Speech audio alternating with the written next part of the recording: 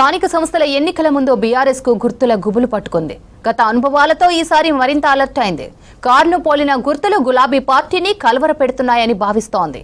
ఈసారి అలాంటి తప్పులు జరగకుండా ప్లాన్ చేసుకుంటోంది. కారును పోలిన గుర్తుల తొలగింపుపై ఈసీకి విజ్ఞప్తులు చేసింది బీఆర్ఎస్.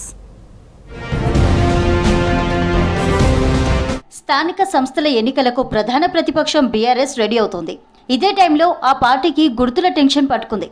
కారును పోలిన గుర్తులతో బీఆర్ఎస్ కు గత ఎన్నికల్లో నష్టం జరిగిందని పార్టీ నాయకత్వం అలర్ట్ అయింది.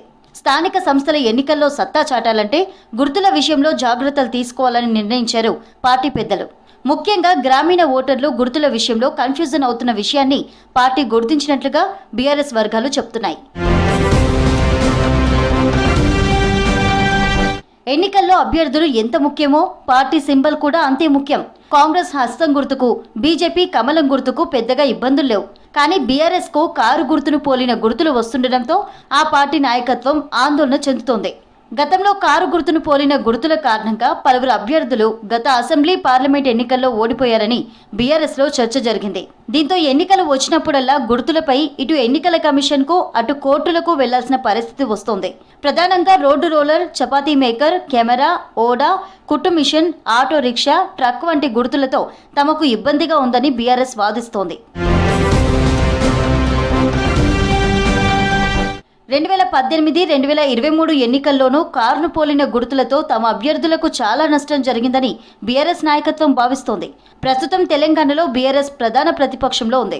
త్వరలోనే జరగనున్న స్థానిక సంస్థల ఎన్నికల్లో ఎలాగైనా సత్తా చాటాలని గులాబీ పార్టీ పట్టుదలతో ఉంది.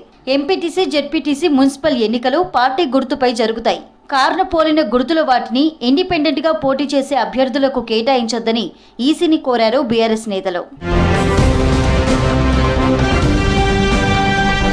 పార్టీకి 60 లక్షలకు పైగా సభ్యత్వం ఉందని చెబుతున్న బీఆర్ఎస్ అధిష్టానం గుర్తుపై క్యాడర్కు ఎందుకు అవగాహన కల్పించలేకపోతుందనే చర్చ నడుస్తోంది. గత పార్లమెంట్ ఎన్నికల సమయంలో గుర్తులపై కోర్టుకు వెళ్తే తిరస్కరించిన ఘటనలున్నాయి. అయినప్పటికీ బీఆర్ఎస్ మాత్రం కారును పోలిన గుర్తులు తొలగించాలని ఢిల్లీలో కేంద్ర ఎన్నికల కమిషన్ కు విజ్ఞప్తి చేసింది. కారు గుర్తును పోలిన సింబల్స్ ఏవైతే ఉన్నాయో దాదాపు 8-9 సింబల్స్ ఉన్నాయి. ఒకసారి కాదు, ఎన్నో సందర్భాల్లో నష్టం జరిగింది. మొన్న జరిగిన సాధారణ ఎన్నికల్లో కూడా మేము 14 సీట్లు 6,000 కంటే తక్కువ ఓట్లతో ఓడిపోయాం.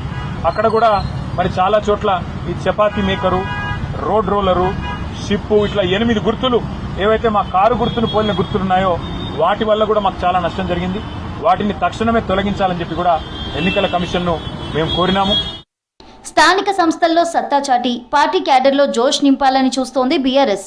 ఇందులో భాగంగానే కేటీఆర్ జిల్లా పర్యటనలు చేస్తూ స్థానిక సంస్థల ఎన్నికల కోసం సన్నాహక సమావేశాలు నిర్వహిస్తున్నారు.